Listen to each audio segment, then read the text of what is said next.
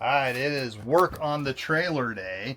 Cutting holes in the roof, that's always very dangerous because now either we have an awesome skylight or a lot of rain that's going to get on us. But hey, we're going to fix that today with one of these vents. So I got a couple of these vents right here that we're going to pop right up into those holes, seal them up, and that's good. And so the nice thing about this vent, it has a wand that you just turn it opens it up, turn it back, it's all good. I'm not going to put the wand on because we're going to install it. I'm going to do a quick dirty install.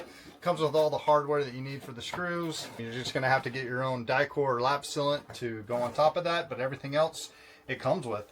And so I'm going to show you what it looks like after it's done. So super easy install.